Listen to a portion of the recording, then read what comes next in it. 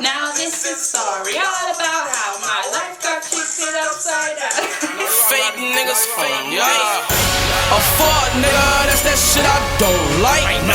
A snitch nigga, that's that shit I don't like. A bitch nigga, that's that shit I don't like.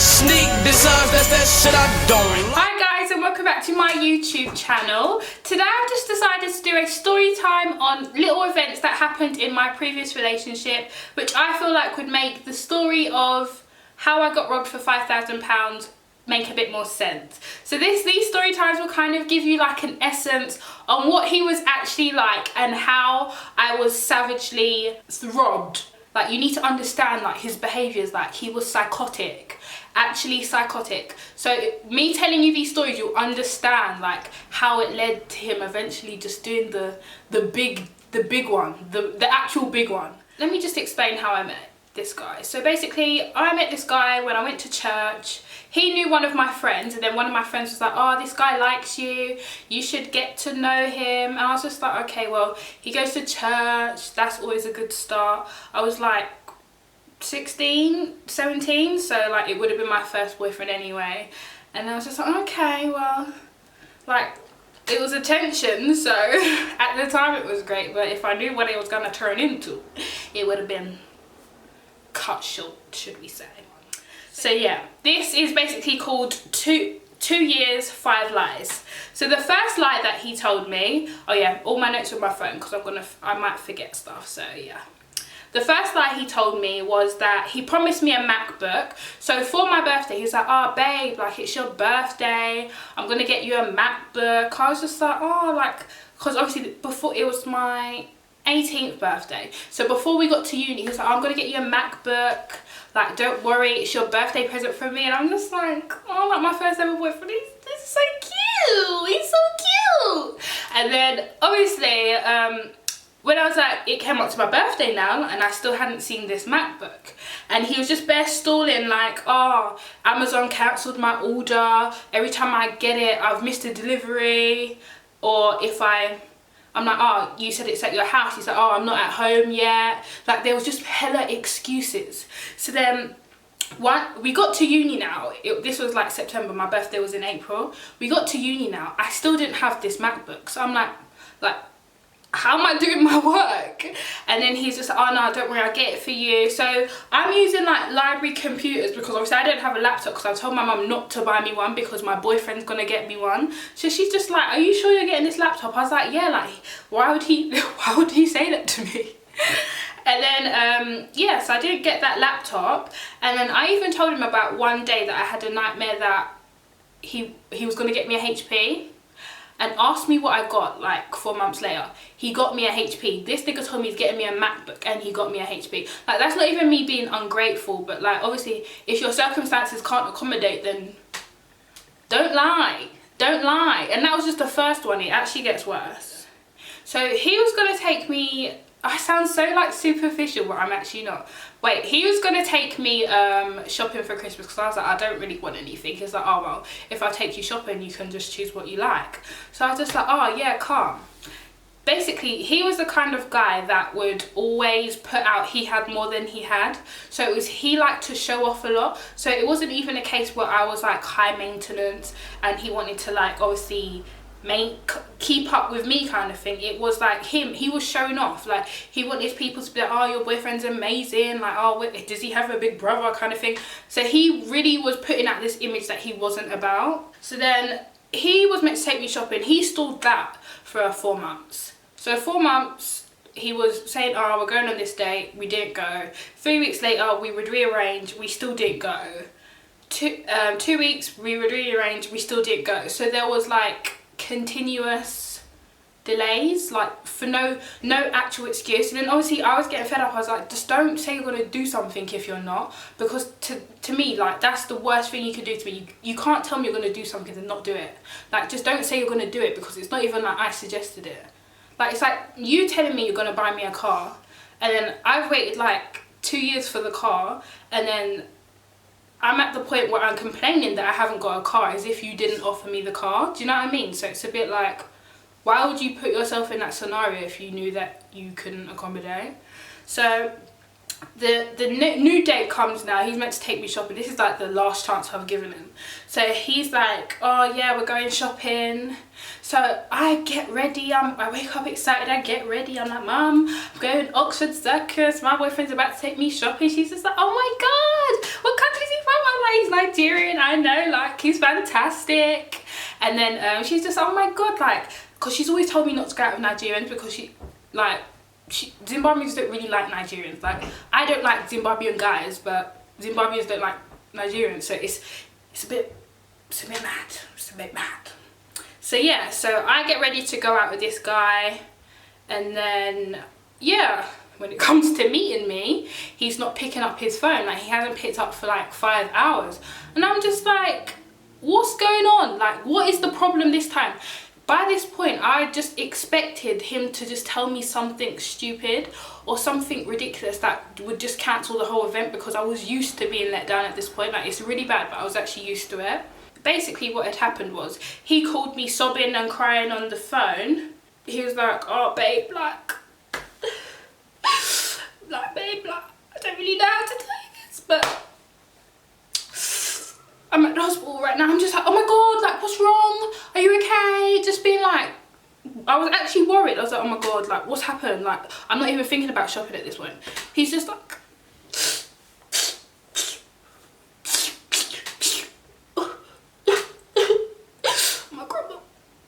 my grandma's dead. I'm just like, what do you mean your grandma's dead? Like, she was fine. And then he's just like, babe, like, I'm so sorry, like, we can't go shopping. And I'm just like, oh, don't worry about the shopping, like, your grandma's dead. And then he's just like, yeah, babe, I can't really talk right now, I've got to go back into the hospital. And he's crying. Like, obviously, like, when a girl sees a guy or hears a guy crying, they're just like, oh my god, he's actually crying, like, this is real. Like, at no point did I suspect it was like dodgy or anything, because like, I was wrapped up in like what happened. I was just like, oh my god, like, I'm actually worried about going shopping and this guy's just lost his grandma. Like, there's actually bigger things going on in the world. So I'm still holding the phone to my ear.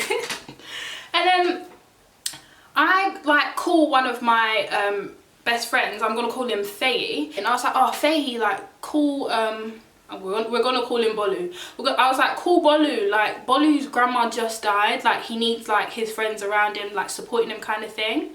So he calls Bolu, like, oh Bolu, you okay?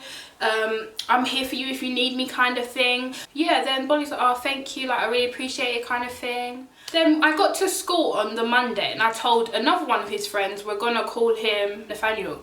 I told Nathaniel that obviously Bolu's, like, his dad, like, his grandma died. And then Nathaniel was like, are you sick? I was like, what do you mean am I sick? Are you sick? How are you asking me if I'm sick and I'm telling you this shocking news?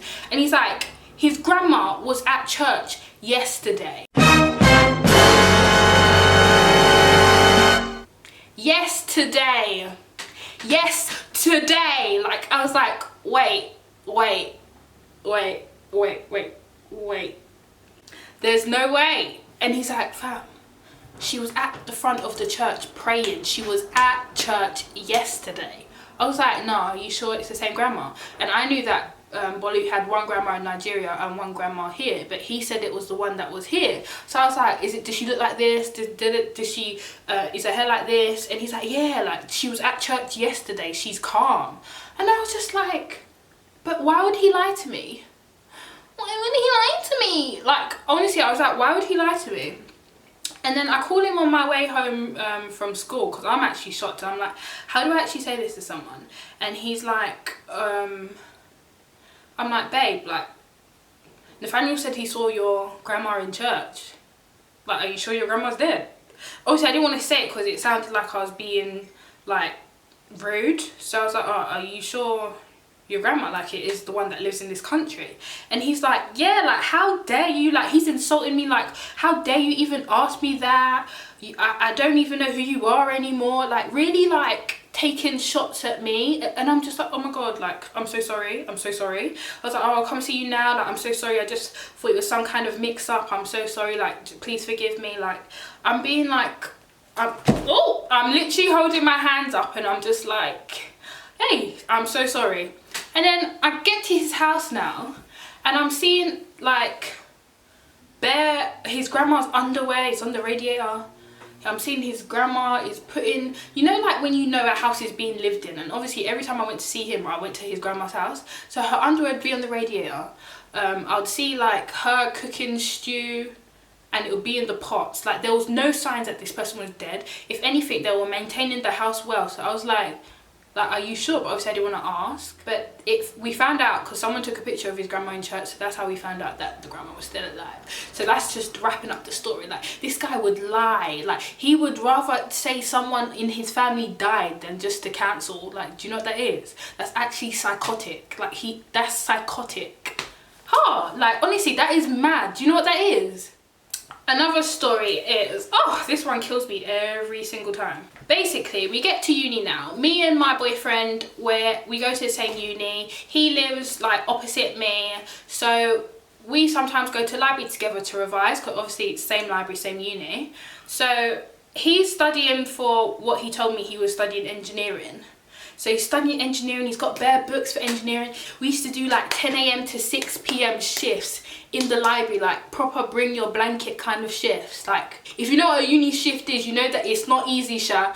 Then one of his friends that was studying the same courses and was like, I've never seen you in that lecture before. He's just like, no, like, look at my assignment. Like, he was doing assignments. So I was just like, like maybe you just sit in like a different place, or your lecture's really big, you haven't seen each other. So I wasn't even suspicious. Come to find out, this guy had been lying that he was studying engineering. He was doing media. And do you know why it's a savage lie? Because he used to come to the library and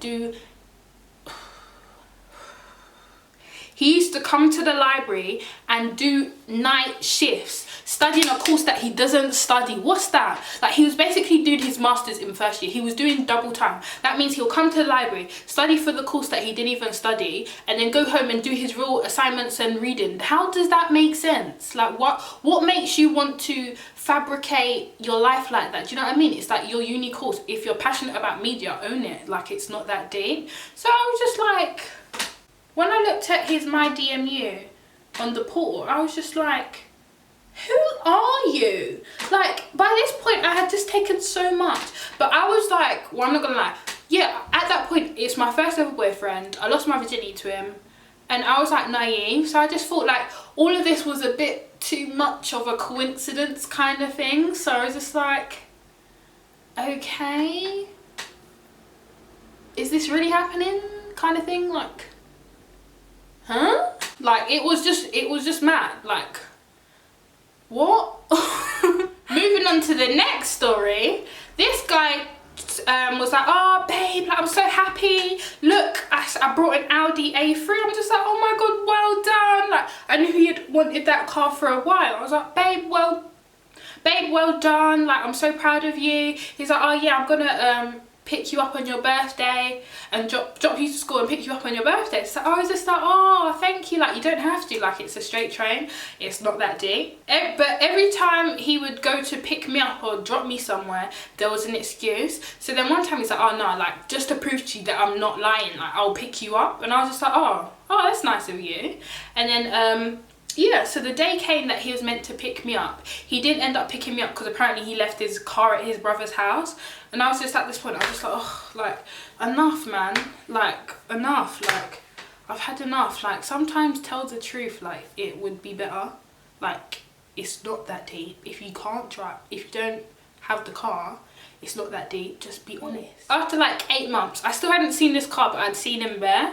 But I was just like, oh, maybe he just didn't want to drive, or the fuel is expensive, or it's in repair. Like, he always used to dash me different reasons. So I was just like, oh, I don't really care. Got to uni now. Someone stole his wallet and was going through it. And it turns out this guy didn't even have a pinky. He had a provisional license.